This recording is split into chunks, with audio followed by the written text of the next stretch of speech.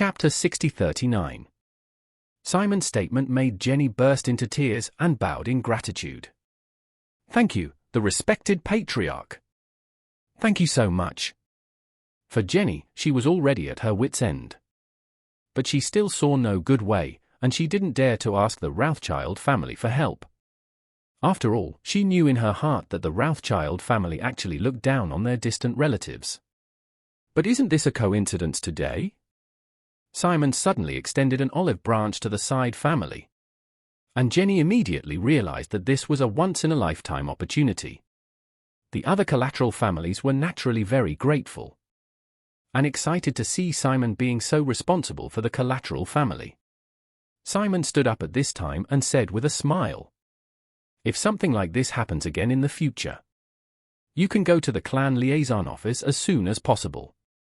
I will arrange for my most trusted subordinate stationed there to concentrate on solving the problems you encounter."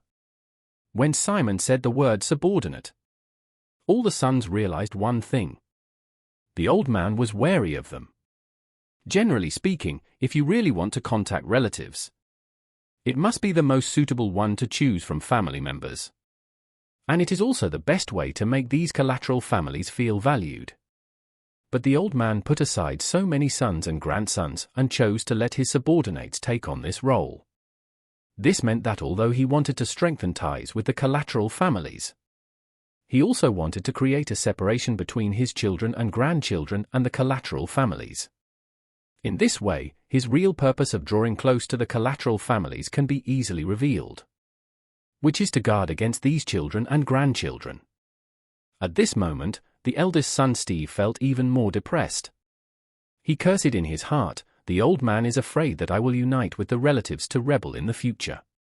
Now he is directly attacking me from the inside and outside. I can't break through internally and can't borrow strength from the outside. In this way, I can always be held in the position of heir by him. No way." Thinking of this, he couldn't help but lament. Fortunately, Charlie only gave the old man a few more years of life. Even if the old man tried hard, he wouldn't be able to give up for a few more years. When his health deteriorates, even if he doesn't want to give up, he will have to give up. Immediately afterward, Steve suddenly became extremely panicked and sighed. If in the future, as Helena said, Charlie can let the old man live longer than me, it will be over. If Charlie keeps extending the life of the old man, I will definitely not survive the cheating old man. At this moment, Steve was extremely frightened. He knew that in the current state of the old man, he would definitely try his best to live longer, and he would definitely control the position of the head of the family, and would never allow himself to succeed easily. Therefore, his future was completely in Charlie's thoughts. Thinking of this, he couldn't wait to go to Charlie to pay homage to the doc tomorrow, to repent, and to show his loyalty at the same time. At this time, Simon's attitude moved the collateral families present to the extreme, giving them a real sense of sincerity. Simon wanted to win over these collateral families and was planning to find a role model to set up.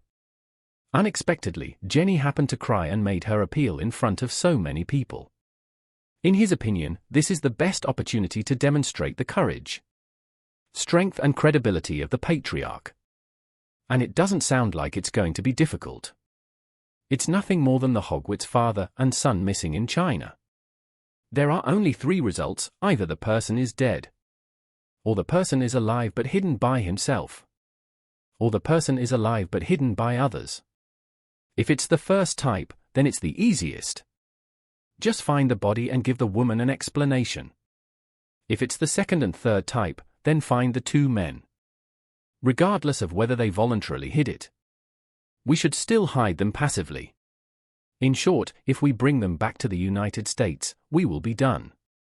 So, he looked at the Rothschild direct members on both sides of the conference table and asked, "Which of you is willing to volunteer to go to China to help Jenny bring her husband and son back?"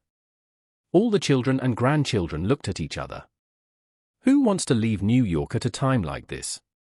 If something changes in New York during this period and they are in China, wouldn't they completely lose the opportunity to compete? Simon couldn't help but feel a little angry when he saw that no one in the group spoke up. These children and grandchildren usually seem to be 5 to 6 in number. And they all obeyed him. But when he really wanted them to come forward, they were like dogs. If there was no when someone picks a fight with you, where do you put your face? Just when Simon felt that he was riding a tiger, his eldest son Steve suddenly stood up and said, "Father, let me go." It is related to the personal safety of the two clansmen. We must pay enough attention to it. You are old, so naturally. If I can't let you go there in person, then please allow me, the eldest son, to go to China on your behalf. Holy T.